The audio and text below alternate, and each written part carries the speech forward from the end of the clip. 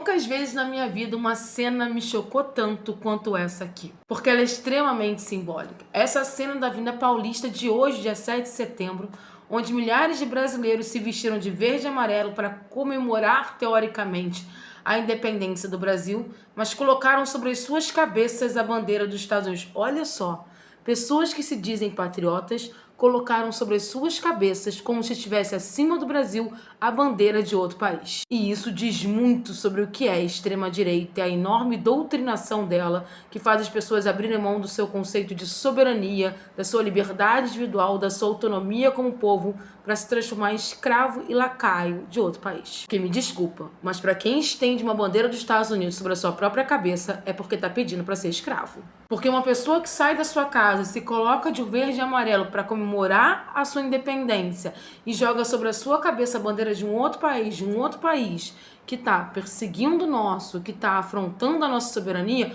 ou essa pessoa já perdeu completamente a sua capacidade reflexiva, ou ela é uma pessoa de extrema má fé, ou é burra, porque assim, ela não ganha nada com a perda da soberania. Mas ao mesmo tempo tem uma coisa boa nessa foto. Não tem mais meio termo, não tem mais mentira, não tem mais imagem a ser preservada. As pessoas que estão ao lado do Bolsonaro, as pessoas que são alinhadas à extrema-direita brasileira, as pessoas que têm essa identidade com a extrema-direita e seus políticos, são pessoas que não dão o menor valor à soberania brasileira, são pessoas que não respeitam em nada o seu país e venderiam o seu país sem pensar duas vezes. Quando você coloca a bandeira de outra nação acima da sua cabeça, você, na verdade, está dizendo que você abre mão das suas terras, você abre mão das suas florestas, você abre mão dos seus minerais, você abre mão da sua própria dignidade como ser humano para se transformar num escravo, num submisso de um outro país que não te vê como igual. Porque nós temos esse chá de revelação.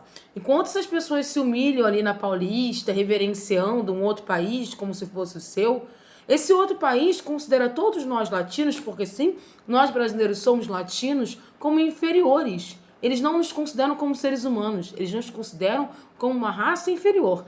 Então essas pessoas, na verdade, elas são a barata enaltecendo o inseticida. Um brasileiro que enaltece os Estados Unidos é exatamente a barata que está louvando o inseticida. Só que esse inseticida acaba com N minutos.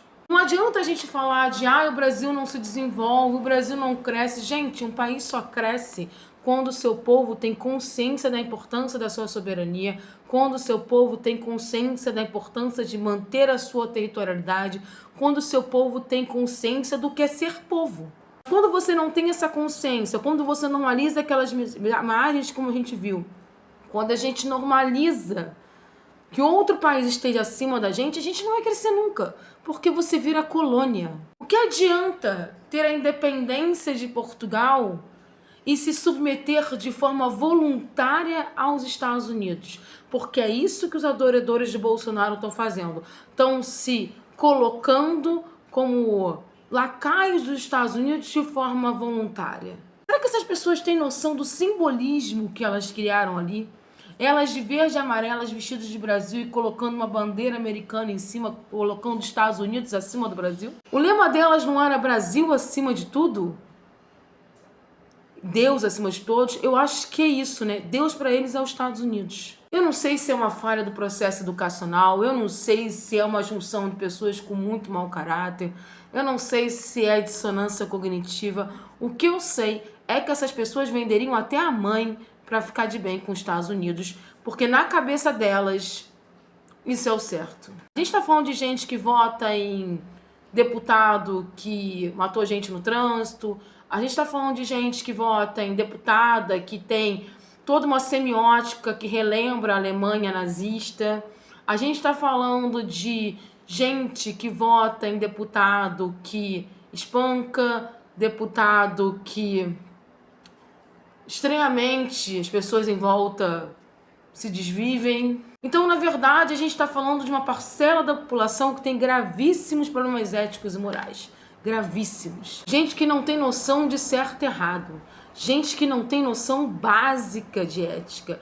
Gente extremamente perigosa.